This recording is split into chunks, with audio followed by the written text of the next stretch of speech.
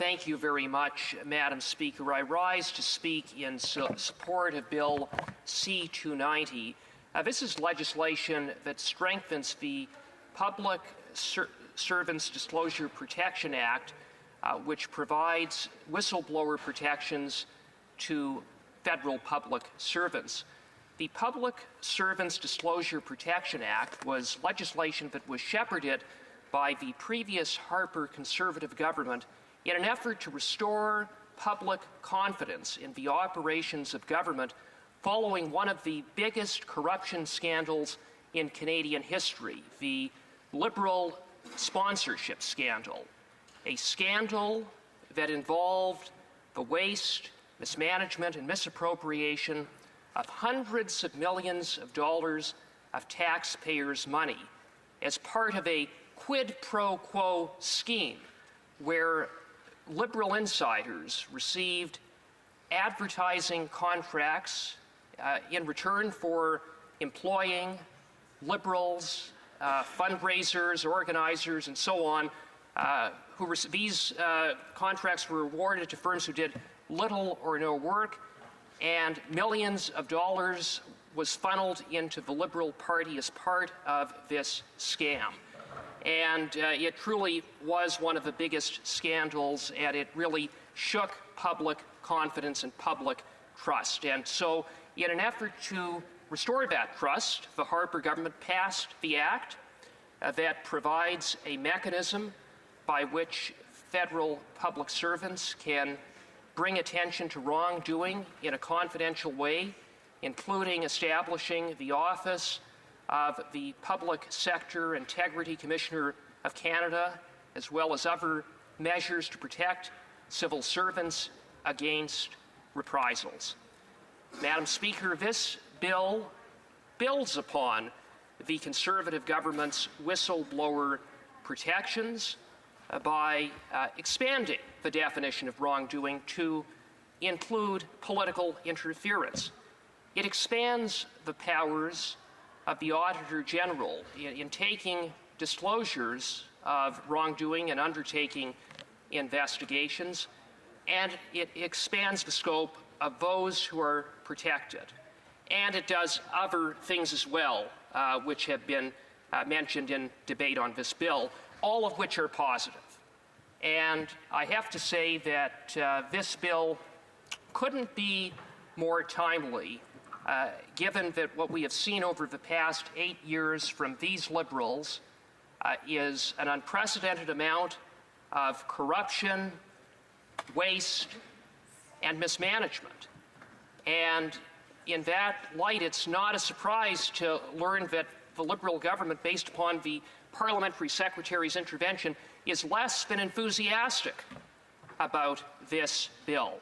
After all, we have a Prime Minister that was found guilty not once, but twice of breaching ethics laws, unprecedented, never happened before until this Prime Minister arrived in office.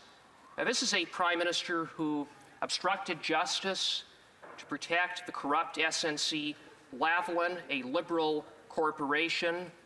He fired his Attorney General when she called out his corruption. We recently learned that the Prime Minister obstructed an RCMP investigation into his potential criminal wrongdoing in SNC. And there is, as we speak, an active criminal investigation into the Liberal government's $54 million ArriveCan app that better be known as Arrive Scam. It is $54 million of taxpayers' money that went out the door for an app that doesn't work, that cost 500 times more than it should have, not to mention well-established evidence, of collusion, price fixing, and fraudulent billing to the tune of millions of dollars.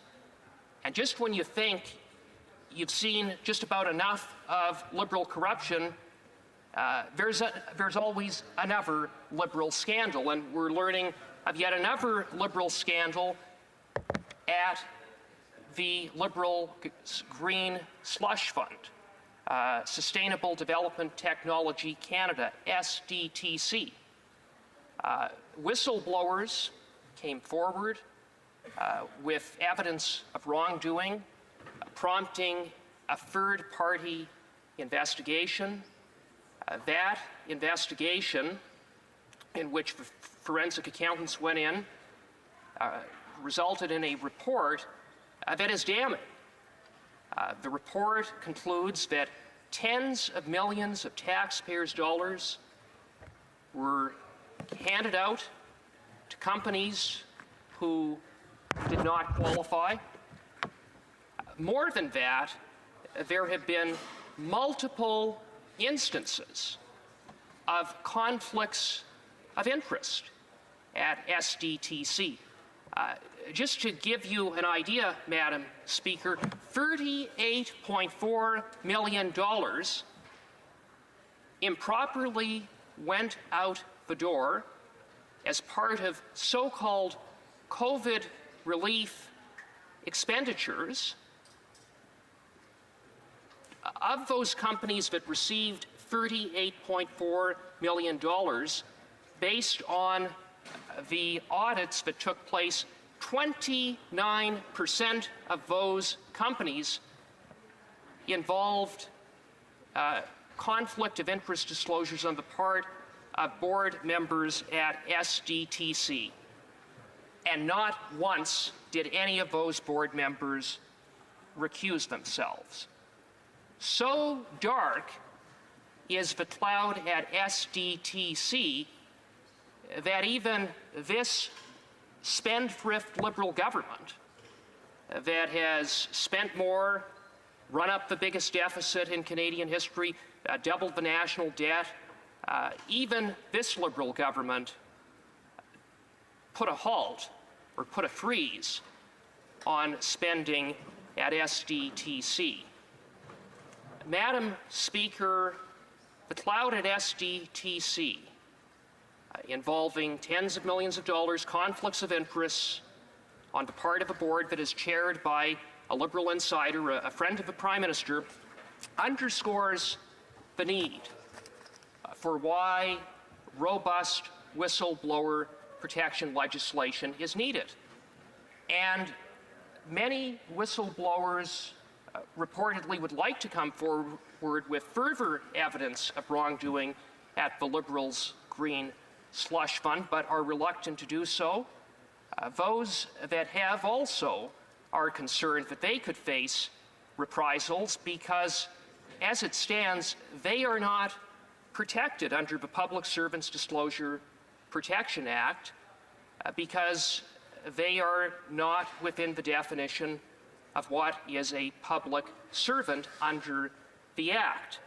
And although this bill does provide some additional protection to contractors, it would not protect employees and other whistleblowers at SDTC who would like to come forward. So, Madam Speaker, I would submit that while this bill is a significant improvement, we would like to see it to be even strengthened further to include contractors and those who are at arm's length of the government to be fully protected. Because the sordid affair at SDTC, the Liberals' Green Slush Fund, underscores that in order to shine a light on the rot and corruption that is so embedded right across this government, that additional protections are needed to root out waste, mismanagement, and corruption.